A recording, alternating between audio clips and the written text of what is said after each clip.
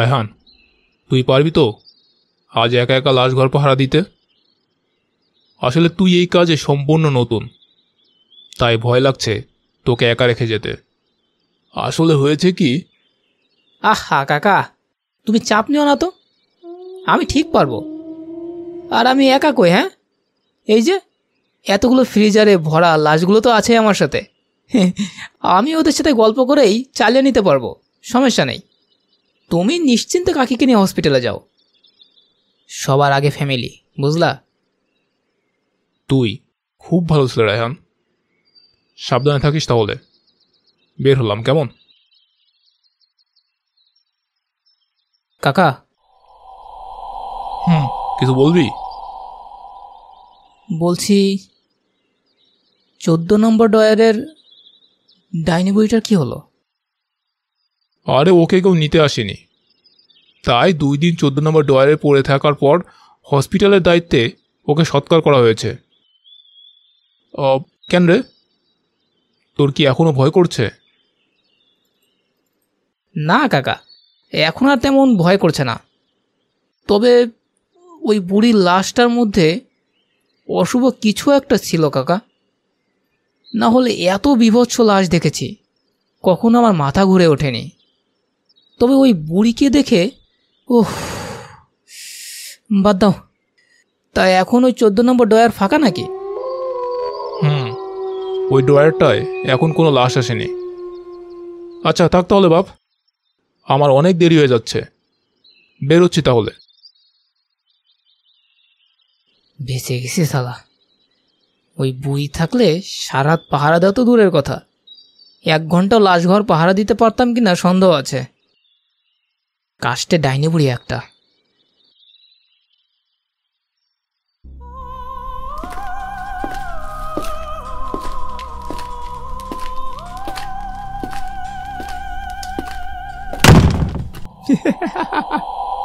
কাকা শুনেছ, এই লাশটা নাকি একটা ডাইনি বুড়ির। এই যুগে এসেও মানুষ ডাইনি বিশ্বাস করে, দেখেছ? কি অদ্ভুত, তাই না? এত দাঁত কেলানোর কি আছে? নতুন কাজে এসেছো, মন দিয়ে কাজ করো। ডাইনি হোক বা পেতনি, তোমার তাতে কি যায় আসে? যাও, লাশটা 14 নম্বর ডয়ারের মধ্যে রেখে আসো গিয়ে। আমি লাশের এন্ট্রি করে দিচ্ছি। সে তো রাখবই কাকা। তবে কি জানো, আমি না কখনো ডাইনি দেখিনি। চলো, আজ সুযোগ যখন পাওয়া গিয়েছে, ডাইনি দর্শনটা না হয় করেই ফেলি, কি বলো? এই নেও, সরিয়ে ফেললাম মুখের পর্দা। আসো কাকা, এই দেখো কি সুন্দর ডাট ডাট।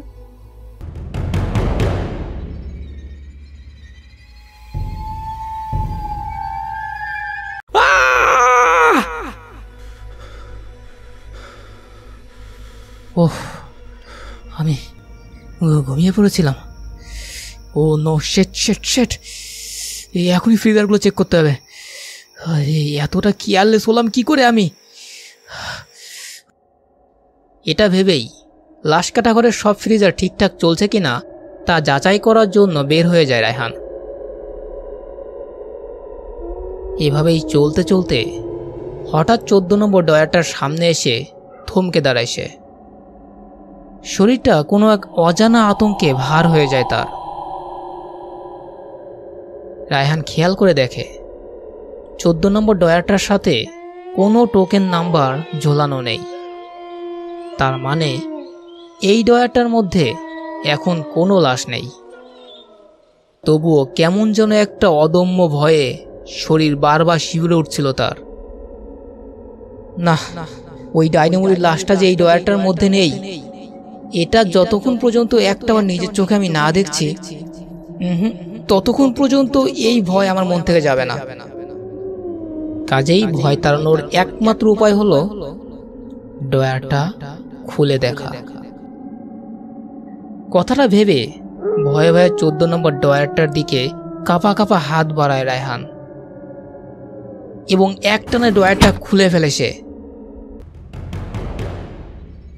এরপর সেই ডয়ারের ভিতরে তাকিয়েই শরীরের সমস্ত রক্ত হিম হয়ে যায় রায়হানের। ডয়ারের ভিতরটা ফাঁকা নয়, সেখানে একটা যুবতী মেয়ের লাশ পড়ে আছে, যার কপালের উপরে একটি গভীর ক্ষতচিহ্ন। বোঝাই যাচ্ছে ভারী কোনো কিছু একটা দিয়ে মেয়েটিকে কেউ আঘাত করে হত্যা করেছে। আতঙ্কে দুপা সিটকে দূরে সরে গেল রায়হান, এবং সাথে সাথে কানাই মণ্ডল অর্থাৎ হসপিটালের প্রধান সিকিউরিটি ইনচার্জকে ফোন করলো রায়হান। হ্যালো কানাইদা, ও কানাইদা, তুমি না বলেছিলে 14 নম্বর ডয়ারটার মধ্যে কোনো লাশ নেই? বলেছিলাম না, এখনো বলছি, ওই ডয়ারটার মধ্যে এখন কোনো লাশ নেই। কেন রে, কি হয়েছে? কানাইদা, 14 নম্বর ডয়ারটার মধ্যে একটা যুবতী মেয়ের লাশ পড়ে আছে। তুমি যত দ্রুত সম্ভব মর্গে চলে আসো। এসব কি হচ্ছে? আমার খুব ভয় করছে কানাইদা। কি কি বলছিস তুই এসব? এই নেশা করে কোনো মেয়ের সাথে ভুলভাল কিছু করে ফেলিসনি তো? আরে না কাকা, আমি কোনো নেশা করিনি, তবে কিছু সময়ের জন্য একটু ঘুমিয়ে পড়েছিলাম, আর এর মধ্যেই কেউ বোধহয় লাশটা রেখে গেছে। তুমি জলদি আসো কানাইদা, আমার খুব ভয় করছে। ওরে সুরের ছানা, করেছিসটা কি তুই? এবার তোর আমার দুজনের চাকরি নিয়ে টানাটানি পড়বে। জন্মের মতো ঘুম ছুটে যাবে হাটকুরের ছেলে। দাঁড়া, আমি এখনই আসতেছি। কানাইদা, এই দেখো, মেয়েটাকে এতক্ষণ পরে আমি চিনতে পেরেছি। এ তো আমাদের বাড়ির পাশের রাইসা মণ্ডল। কিভাবে মরল? কানাইদা আতঙ্কিত হয়ে সভয়ে ডয়ারটার দিকে এগিয়ে আসলো এবং ডয়ারের ভিতরে বিমোহিত হয়ে অপলকভাবে তাকিয়ে থাকলো কিছুক্ষণ। তারপর রায়হানকে কাছে ডাকলো এবং সাথে সাথে টেনে একটা থাপ্পড় দিল। এর মধ্যে রাইসা মণ্ডল শুয়ে আছে, তাই না? এত রাতে সম্পূর্ণ একটা ফাঁকা ফ্রিজার দেখিয়ে আমার সাথে মশকরা করা হচ্ছে। দাঁড়া দাঁড়া, তোর নেশা করে ডিউটিতে আসা বের করছি আমি। কালকেই তোর নামে আমি হাই কমিশনের কাছে নালিশ করব। হাটকুড়োর ছেলে কোথাকার। কি বলছো তুমি কাকা? এই যে এখানে রাইসা নিতরে শুয়ে আছে, তুমি দেখতে পাচ্ছ না? আবার আবার ভুলভাল বকছিস তুই। দিব কানের পর আরেকটা। বোকার নাতি কোথাকার। কাকা, আমি সত্যি বলছি, এই ডয়ারে রাইসার মৃতদেহ পড়ে আছে। আমি এখনো দেখতে পাচ্ছি, তুমি যে কেন দেখতে পাচ্ছ না? নাকি দেখেও না দেখার ভান করছো কানাইদা? তুমি কি আমাকে ফাঁসাতে চাইছো? রাইসার মৃত্যুর পিছনে তোমার হাত আছে, তাই না? আমি মেরেছি রাইসাকে? দাঁড়া, তোকে ভূতের সাথে কথা বলিয়ে দিচ্ছি। এরপর কাল থেকে তুই কিভাবে এখানে চাকরি করিস এটা আমিও দেখে নেব। হ্যালো রাইসা, কেমন আছিস রে তুই?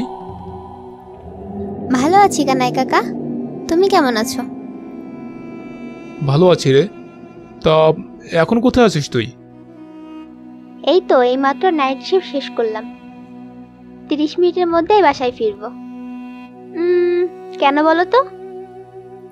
আরে তেমন কিছু না, আসলে তোর সাথে অনেকদিন দেখা হয় না তো তাই বলছি। কাল একটাবার আমাদের বাসায় আয়। তোর কাকি অনেকদিন ধরে তোকে মনে করছিল, একসাথে সকালে নাস্তা করা যাবে। আচ্ছা কাকা, আসবো। কিরে, কান খুলে শুনেছিস ভূত কি বলল? মেয়েটা বহল তবিয়াতেই আছে, অথচ তাকে মরা বানাই দিছে।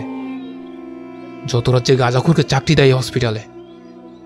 আর হ্যাঁ শোন, এরপর এরকম মস্কার করে আমাকে ফোন করলে না, ওই ফ্রিজারের মধ্যেই তোকে মেরে ঢুকিয়ে ফেলবো আমি। বেয়াদব পোলাফান যত সব। রায়হান কোনো কথাই বলছে না। সে এক দৃষ্টিতে তাকিয়ে আছে সামনে খোলা 14 নম্বর ডয়ারটার দিকে। সেখানে এখনো লাশ হয়ে শুয়ে আছে রাইসা মণ্ডল। কিন্তু এটা কিভাবে হতে পারে? এইমাত্র সে জীবন্ত রাইসার কথা শুনেছে। তাহলে রায়হান কেন এই মেয়েটাকে এই 14 নম্বর ডয়ারটার মধ্যে লাশ হয়ে পড়ে থাকতে দেখছে? এমন সময় বিদ্যুৎ চমকের মতো একটা কথা মনে পড়ে গেল তার। এই ড্রয়ারটায় 2 দিন আগেও একটি ডাইনির লাশ ছিল। এই সকল অদ্ভুতুরে ঘটনাগুলো ওই ডাইনিটার কারণেই হচ্ছে। কিন্তু আমি রাইসাকে কেন দেখছি? তাহলে কি এই ড্রয়ার আমাকে ভবিষ্যৎ দেখাচ্ছে? রাইসা কি কাজ থেকে ফেরার পথে?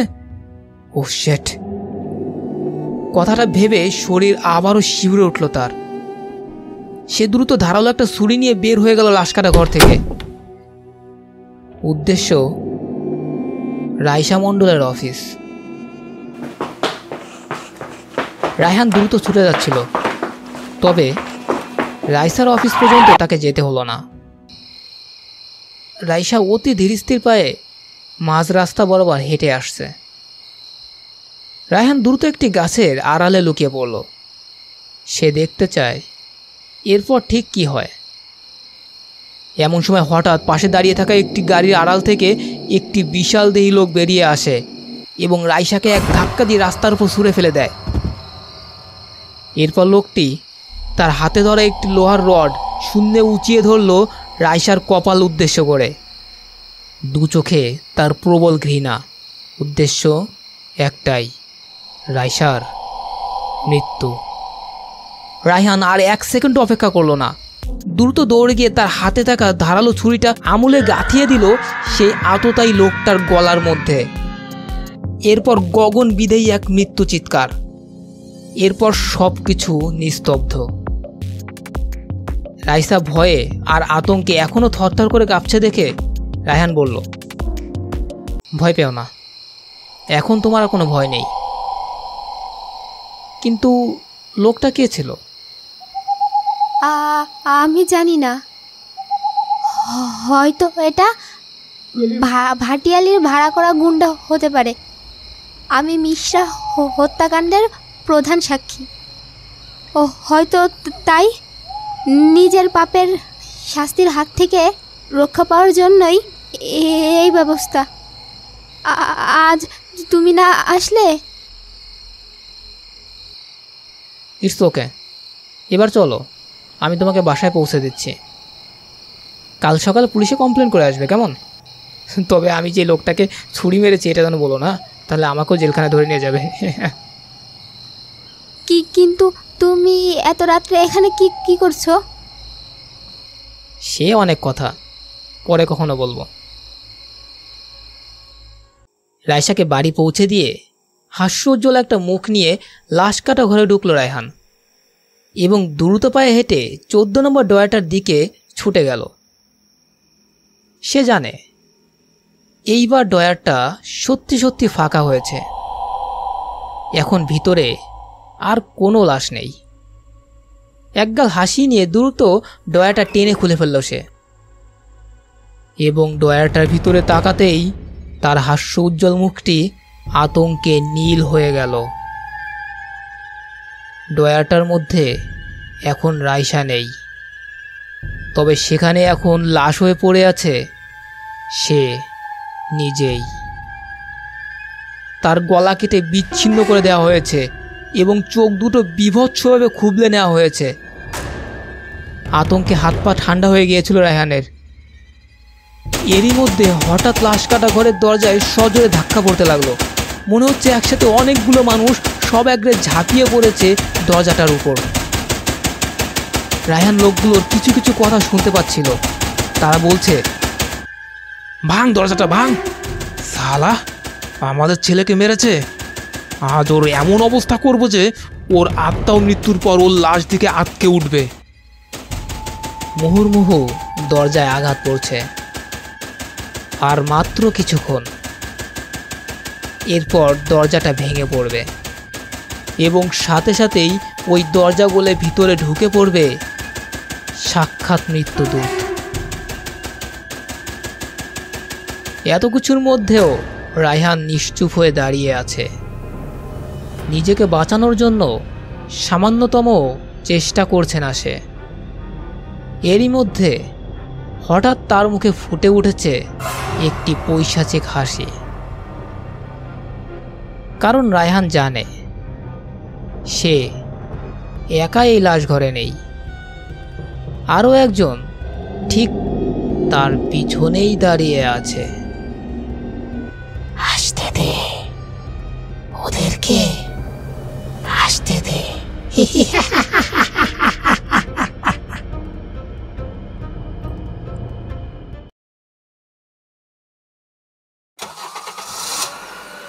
বন্ধুরা, আপনারা দেখতে পাচ্ছেন আবার পিছন থেকে একটার পর একটা অ্যাম্বুলেন্স লাশ নিয়ে চলে যাচ্ছে। একটা দুইটা নয়, সর্বমোট পাঁচটি লাশ পাওয়া গিয়েছে এই মদনপুর হসপিটাল সংলগ্ন মর্গের পাশের পুকুরটায়। পুলিশের তথ্য মতে জানা গিয়েছে প্রত্যেকটি লাশই কুখ্যাত ডাকাত দল জয় বাংলা সদস্য। এটা সেই ডাকাত দল যার সর্দার নিকোলাস মেহরা এবং এই দলের কোনো সদস্যকেই আজ পর্যন্ত কেউ দেখেনি এবং চেনে না। কিন্তু কিভাবে এতগুলা ডাকাত একসাথে এভাবে নৃশংসভাবে হত্যা হলো? তাহলে কি শহরে অন্য কোনো ডাকাত দলের আবির্ভাব হয়েছে, নাকি এর পিছনে আছে অন্য কোনো রাজনৈতিক প্রতিহিংসা? সব তথ্যই এখন জানা যাবে। কিভাবে হলো এসব? হ্যাঁ, আমি কিভাবে জানবো এসব কিভাবে হলো? আমি কি ডাকাত বা খুনি নাকি? দেখ, গতকাল রাতে তুই এই মর্গের পাহারায় ছিলি। মর্গের এত কাছে এত কিছু ঘটেছে আর তুই কিছুই জানিস না? এটা হতে পারে না। তুই কিছু তো একটা আমার কাছ থেকে লুকাচ্ছিস। আমাকে বল কিভাবে এসব হলো, তা না হলে। সব জানতে হবে তোমার কাকা, সব কিছু? আচ্ছা ঠিক আছে, শোনো তাহলে। কাল তুমি এখান থেকে রাগ করে বেরিয়ে যাওয়ার পর আমি রাইসা মণ্ডলের অফিসের দিকে গিয়েছিলাম, আর সেখানে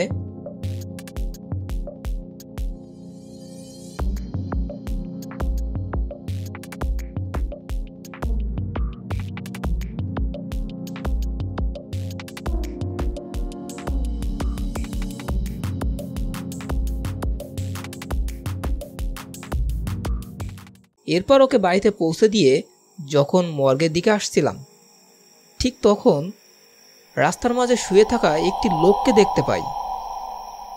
আমি দৌড়ে তার কাছে যাই এবং যখন তাকে সাহায্য করার জন্য হাত ধরে উঠাতে যাই, ঠিক তখন তার চেহারাটা দেখে আমার শরীর ভয়ে শীতল হয়ে যায়। জানো ওখানে কে ছিল? কে ছিল?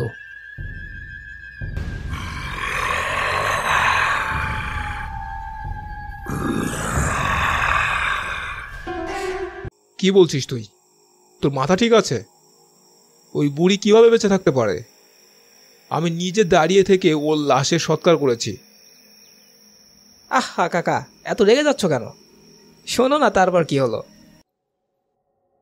আমি ভয়ে আতঙ্কে ছিটকে পড়লাম রাস্তার উপর।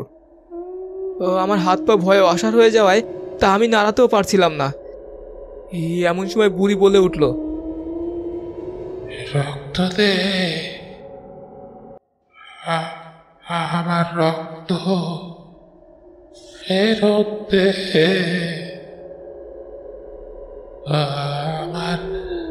আমার শরীর ঠান্ডায় জমে যাচ্ছে।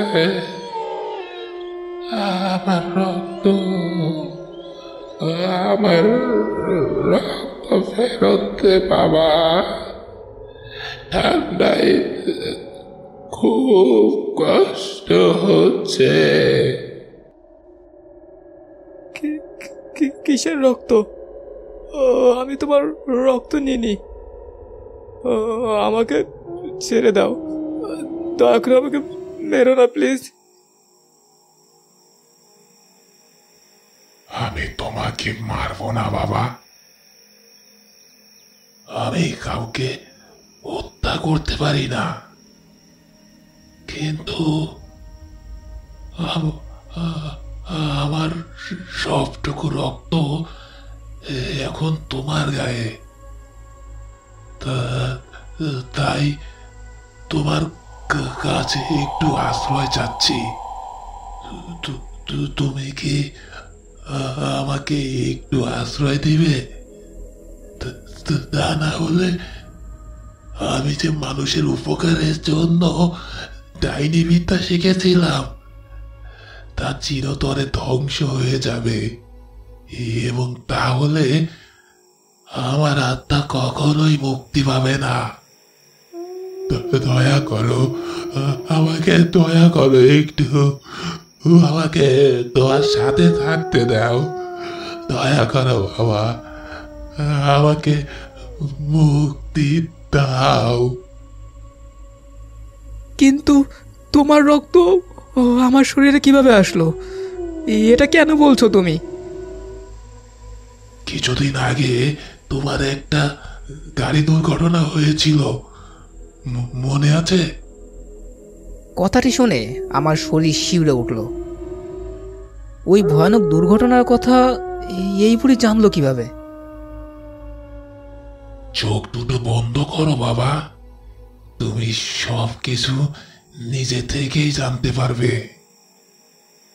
আমি ভয়ে ভয়ে চোখ দুটো ধীরে ধীরে বন্ধ করলাম।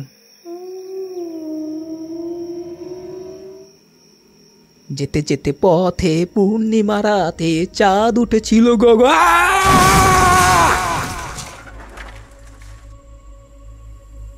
কে রে? কার মায়ের বুক আবার ফাঁকা হয়ে গেল রে?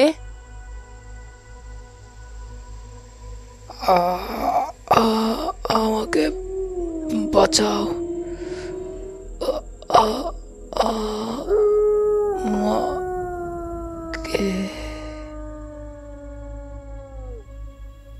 আমার ডাইনি বিদ্যা দিয়ে তোকে বাঁচানো সম্ভব নয়।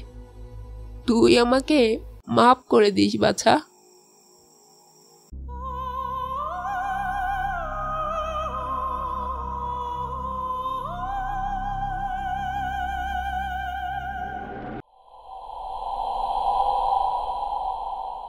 নে বাছা, তোর বেঁচে থাকার এতই যখন ইচ্ছা, তখন এই বুড়ির সবটুকু জীবনী শক্তি নিয়ে বেঁচে থাক তুই। আমি তোকে আশীর্বাদ করছি, আজ থেকে তোর আশেপাশে ঘটতে যাওয়া সকল দুর্ঘটনাকে তুই আগে থেকেই দেখতে পাবি, এবং সেই দুর্ঘটনার ভয়াল থাবা যখন তোর উপরে পড়বে, তখন আমার রক্তকে বাঁচাতে আমাকে সব সময় পাশে পাবি তুই। বেঁচে থাক বাছা। তুই চিরজীবী।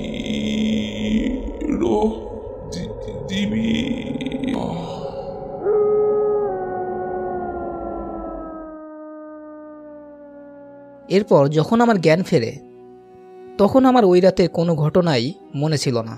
কী সব আন্দাজে বকছিস তুই? হ্যাঁ, নাটক সাজাচ্ছিস? আমাকে পাগল পেয়েছিস তাই না? তোর এই গাঁজাখুরি কথা আর যেই বিশ্বাস করুক, আমি করব না। মর্গের দরজা ভাঙা, আর এই মর্গে একমাত্র তুই ছিলি।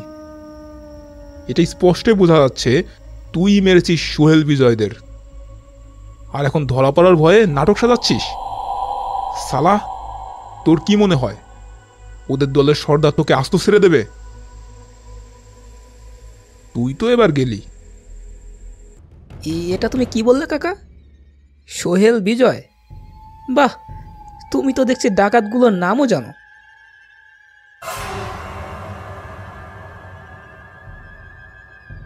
তা কিভাবে জানতে পারলে কাকা?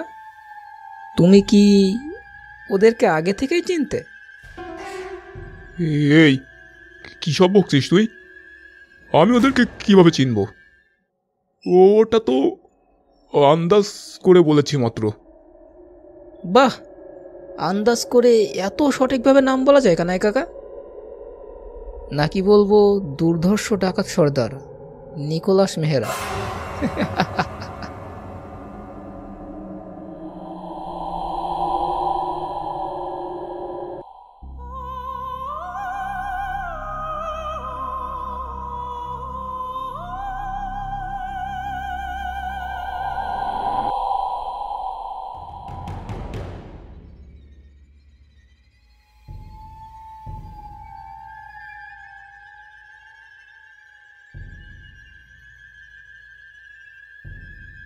তুমি তো সব কটা ডাকাতকেই মেরে ফেললে, কিন্তু এইভাবে কতদিন? যতদিন অন্যায়ের শেষ হয়ে ন্যায় প্রতিষ্ঠা হচ্ছে ততদিন। সাহিত্যিক ডাইনি দাদি। তা চলো দেখি তোমার জাদুর বাক্সে এখন কোন অন্যায় পড়ে আছে। ইয়ে কি কানাই কাকা, এর কিভাবে বিপদ আসতে চলেছে? আমাকে আমাকে এখনই যেতে হবে। দাঁড়া বাপ, ওর বিপদকে তুই কিছুই করতে পারবি না, কাজেই ব্যস্ত হোস না। কেন কেন আমি তার বিপদকে কিছুই করতে পারবো না? আমার প্রিয় কানাই কাকার জন্য আমি আমার জীবনটাকেও দিয়ে দিতে পারি। কানাই কাকার জন্য তো জীবন দিতে পারিস, কিন্তু কুখ্যাত ডাকাত সর্দার, যার কথায় এখনো পর্যন্ত 1000 খানিক মানুষ হত্যা হয়েছে, 500 এর উপর রেপ এবং 2000 এর উপর মানুষ বাস্তুচ্যুত হয়েছে, সেই নিকোলাস মেহরাকে কি বাঁচিয়ে রাখতে চাস তুই? মানে? তোর ওই কানাই কাকাই সেই ছদ্মবেশী নিকোলাস মেহরা, এবং তার এবারের বিপদ তুই নিজেই। এ কারণেই বলেছিলাম ওর বিপদকে তুই কিছুই করতে পারবি না।